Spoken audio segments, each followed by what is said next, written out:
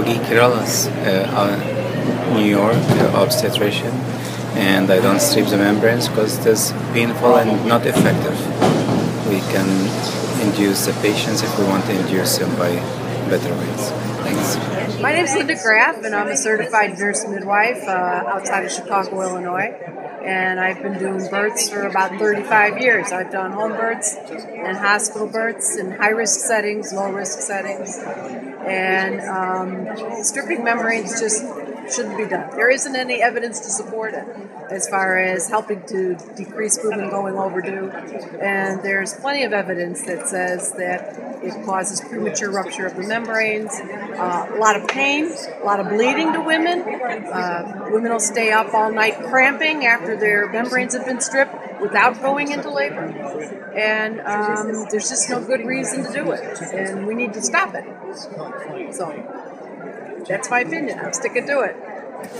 My name is Nikki May. I'm a certified nurse midwife, and I am against the stripping of membranes, either before or during labor, for the following reasons. We've known since the days of Semmelweis that the vagina has many bacteria, and at any given time there are pathogens such as root strep, other viruses. And nature has designed a wonderful system by putting a mucus plug into the cervix and pointing it towards the back to reduce the chance of anything entering during pregnancy. When we strip membranes, even though our hands are clean and gloved, we are spreading these bacteria and inoculating them into the uterus in exactly the place we don't want them to be. This is just common sense.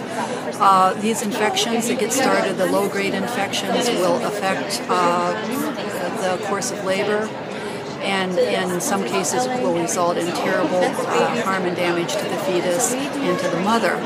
So why do we even do this? It is because of inductions and being required to induce people at an ever earlier stage of pregnancy because of artificial deadlines as to how long a pregnancy should last.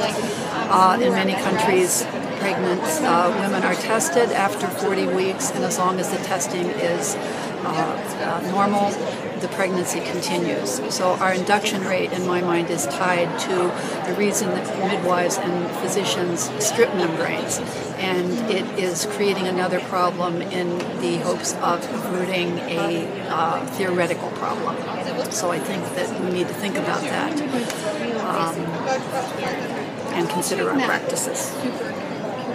Hi, I'm Ronnie Kahn, nurse midwife, and I just wanted to talk about my thoughts on unnecessary vaginal exams.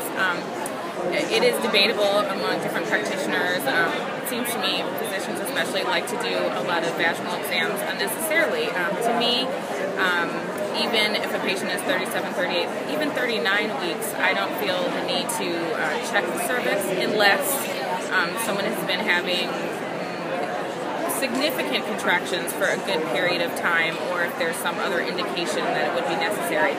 Because really, no matter what you find, it's really not going to change your management. And the less invasive you can be, the better it is for the baby, the better it is for the mother.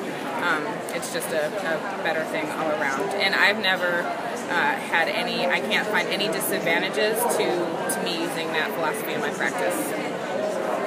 Hi, I'm Gail Heiss. I'm a midwife in New Jersey. I never strip membranes. My own child was born in the call. It was a matter of just putting our finger in his mouth, and he slid out with a lot of fluid. It was the best experience of my life. And I've had several deliveries that didn't quite go as slippery. The way you described it wasn't an and we still call him a slippery little fellow. we had no risk.